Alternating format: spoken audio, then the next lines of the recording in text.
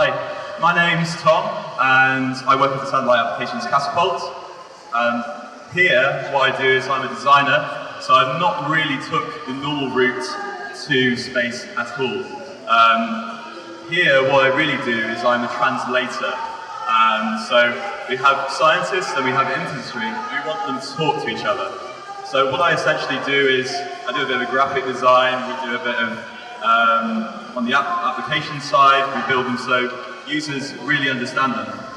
But today, what I want to talk about is a little project called UBO, which is this small pico satellite here, which I'll just pass it around.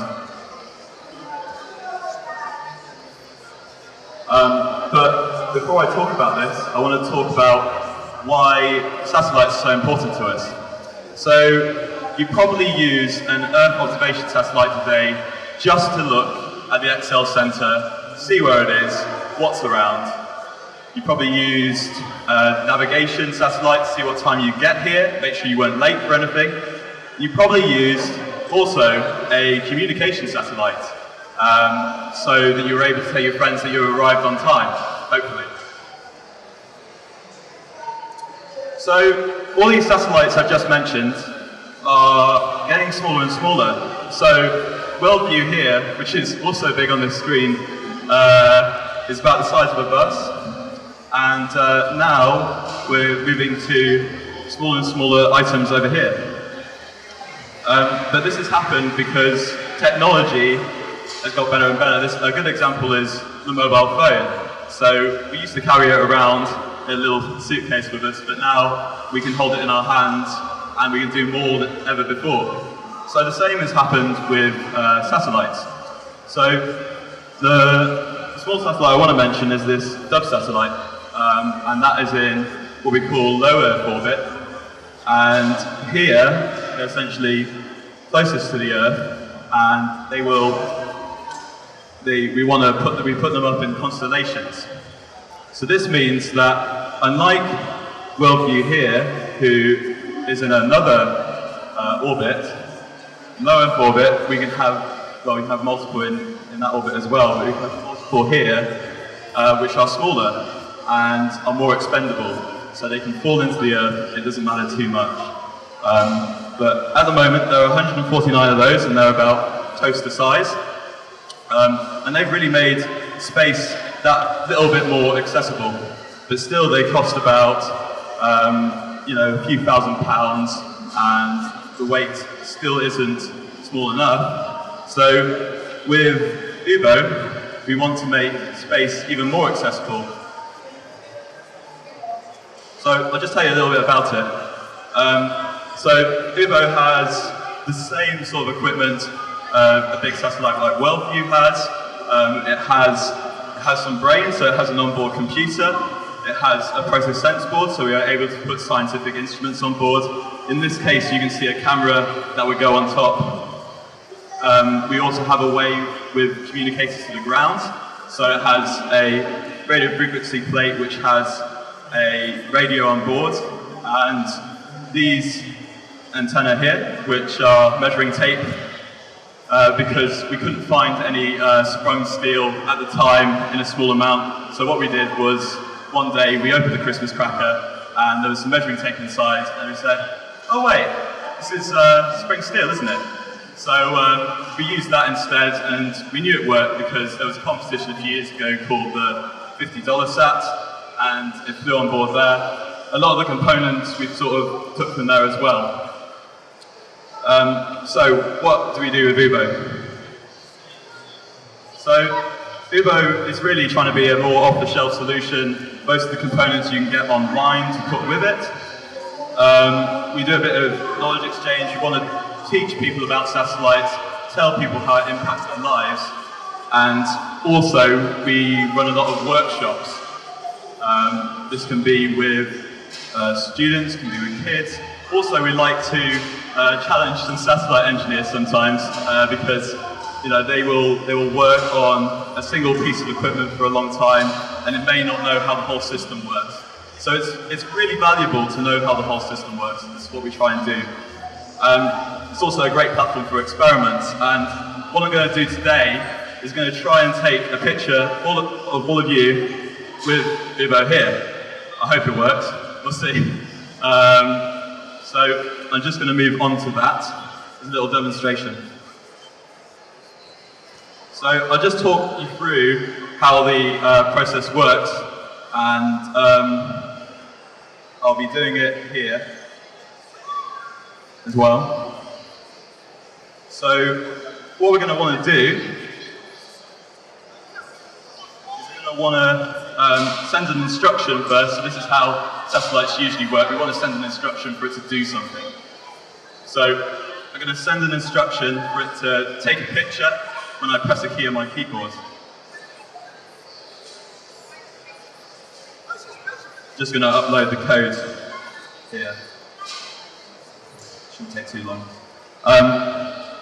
Yeah, so I haven't got an antenna today, because another way I would do this, because it has a radio on board, I would tell it to send the information over radio to an antenna here, which I don't have at the moment. So today, I'm going to send it over USB. I'm cheating a little bit.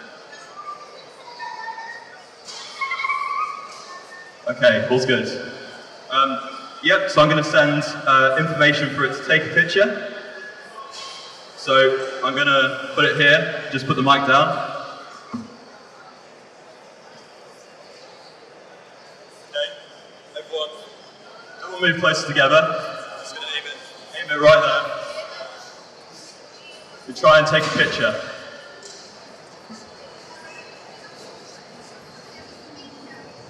From the satellite.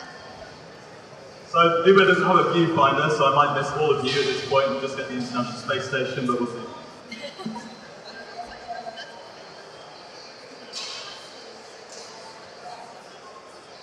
Okay, so now it's saving the image, and now what I want it to do is to send it back.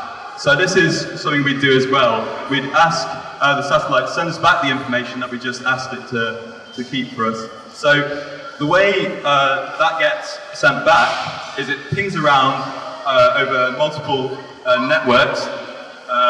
So it goes from this ground station, we're going to call this, to multiple networks here on Earth, and get picked up by another one that we want to pick it up on. So I'm going to enter the character so I could get it back. So it doesn't come back straight as a picture.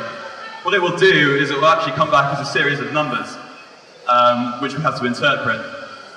So these series of numbers are called hex values. And what hexadecimal data is it's the color of each pixel. So each pixel has just been sent back to me. So you'll find that with the bigger satellites with much better cameras, because this picture is probably going to be really awful, but we'll see, there are a lot more pieces of data to take on. So the fact that this was so fast means that the data is a lot quicker.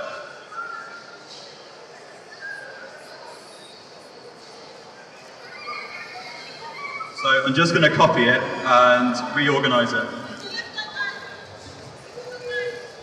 Hopefully.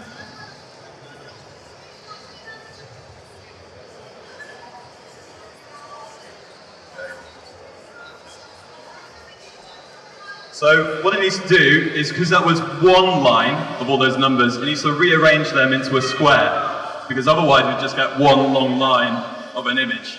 So it wouldn't make any sense to us.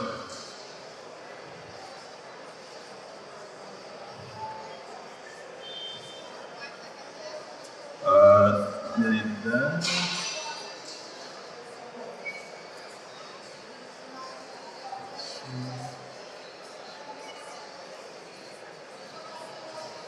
Okay, so I've just mixed it in, and it will reorganize itself like it has here into multiple pixels in the right way. And hopefully, we won't get a picture of Earth if you haven't looked at it. We'll hopefully get a picture of you.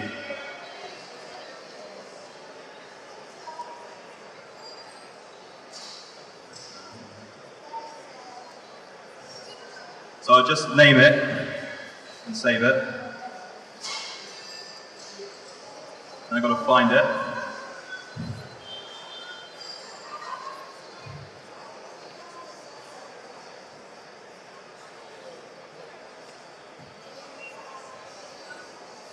It's probably not going to be as impressive as will have made it out to be, so we'll see. That's all I've got. So there you go. It's because I was moving around, shaking too much and too nervous. So that's a great thing as well. So whilst they're in space, we can really position them a bit better and actually take decent pictures. So I hope that was useful. You learned a bit about UBO and what it is. So if you want to see our progress, we've got a website. It's called buildubo.co.uk. Please come and visit us. Okay, thanks for listening. Bye. Oh yeah, any questions? Do they self-destruct, or can you just burn them up? Okay, so if the Pico satellite was to go into orbit, which we don't want to do with R1, it would burn up upon re-entry because it's going to be put in a lower Earth orbit. So the duration, the lifetime of that is about 6 months to a year, typically a year.